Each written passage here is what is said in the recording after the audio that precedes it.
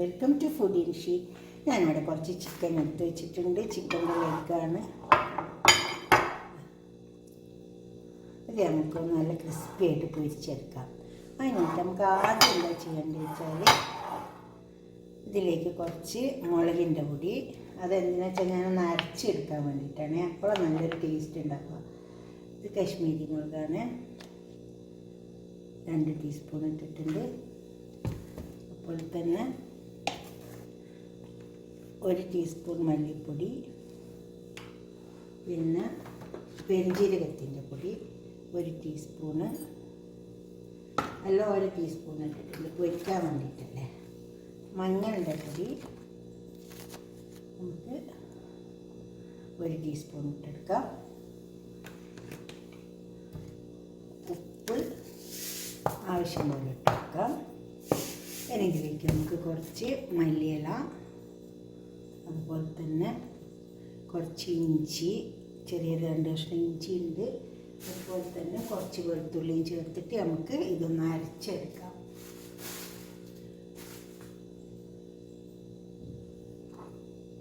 ഇതൊന്ന് നന്നായി മിക്സിൻ്റെ ജാറിലിട്ടിട്ട് അരച്ചെടുക്കാം. കുറച്ച് വെള്ളം ചേർത്തിട്ട് അരച്ചെടുക്കാം.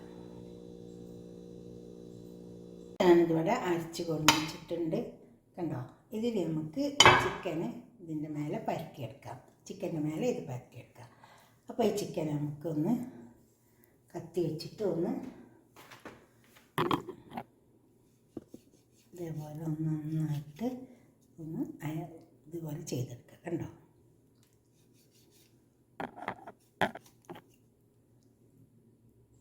ഇതുപോലെ ഞാൻ എല്ലാ പീസും ചെയ്തെടുക്കാം.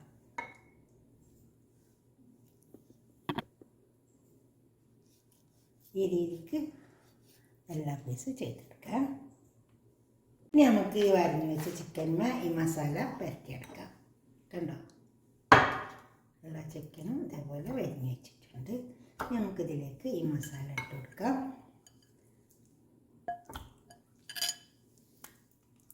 കണ്ടോ, ഇതുപോലെ മസാല ഇട്ട് കൊടുക്കുക.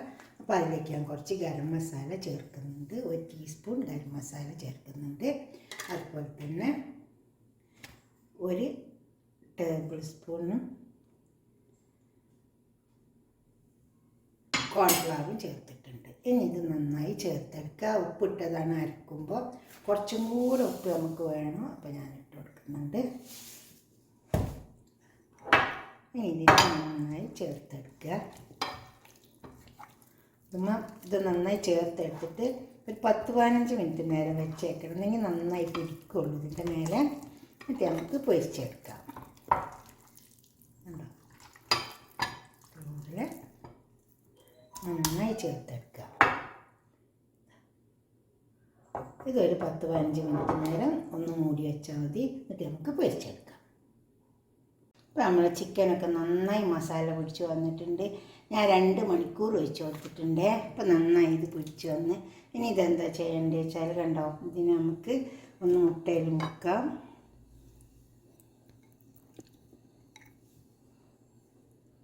ഇതേപോലെ മുട്ട അടിച്ച് വെച്ചത് എടുത്തിട്ടുണ്ട്. അതിൽ മുക്കി കൊടുക്കുക. പിന്നെ ബ്രെഡ് ക്രംസിൽ മുക്കി കൊടുക്കുക. കണ്ടോ, ഇതുപോലെ പൊരിച്ചെടുത്താൽ നല്ല ടേസ്റ്റ് ഉണ്ടാവുക. നമുക്കിതുപോലെ ഒന്ന് പൊരിച്ചെടുത്താലോ. ഇതുപോലെ എല്ലാ ചിക്കനും അതിൻ്റെ ലെഗെല്ലാം ഇതേമാതിരി എല്ലാം ചെയ്തെടുക്കാം. ഞാൻ ഓയിൽ അടുപ്പത്ത് വെച്ചിട്ടുണ്ട്. അത് ചൂടായി വന്നിട്ടുണ്ട്. കണ്ടോ, ഇതിലേക്ക് ഇട്ടെടുക്കുക. ബ്രെഡ് ക്രംസിലേക്ക്. എന്നിട്ട് നന്നായി പൊരിച്ചെടുക്കുക. തീ ചെറുതാക്കിയിട്ട് വെച്ച് കൊടുക്കാവുള്ളൂ. ഉണ്ടോ,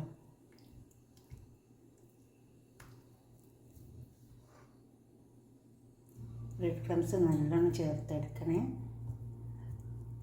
എന്നിട്ട് തീ ചെറുതാക്കി വെച്ച് കൊടുക്കുക. എന്നിട്ട് പൊരിച്ചെടുക്കുക. നമുക്കിത് പൊരിക്കാം. ഞാൻ ഓയിൽ അടുപ്പത്ത് വെച്ചിട്ടുണ്ട്. ചൂടായി വന്നിട്ടുണ്ട്. ഓയിൽ നല്ലോണം ചൂടായി വന്നിട്ടുണ്ട്. കണ്ടോ, ഇനി ഇതിലേക്ക് നമുക്ക് ഈ ചിക്കന് ഇട്ട് കൊടുക്കാം.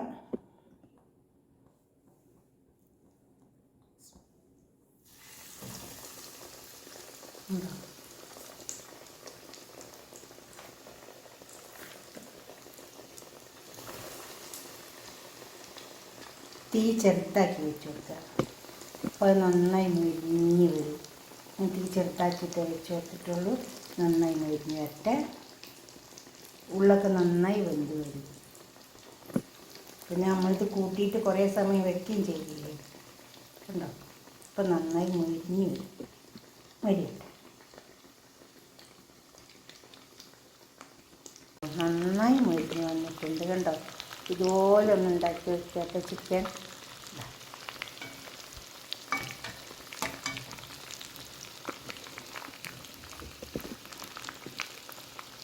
കണ്ടോ, നമ്മൾ വെച്ച് കൊടുത്ത ചിക്കൻ നന്നായി മുരിഞ്ഞ് വന്നിട്ടുണ്ട്. ഇനി ഇതെടുക്കാം, ഇതുപോലെ ഉണ്ടാക്കി വെക്കട്ടെ. കണ്ടോ,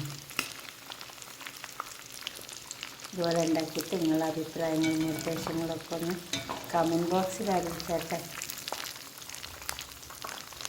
ലൈക്ക് ചെയ്യുക, അപ്പോൾ തന്നെ ഷെയർ ചെയ്യുക, സബ്സ്ക്രൈബ് ചെയ്യാത്തവരൊക്കെ ചെയ്യുക.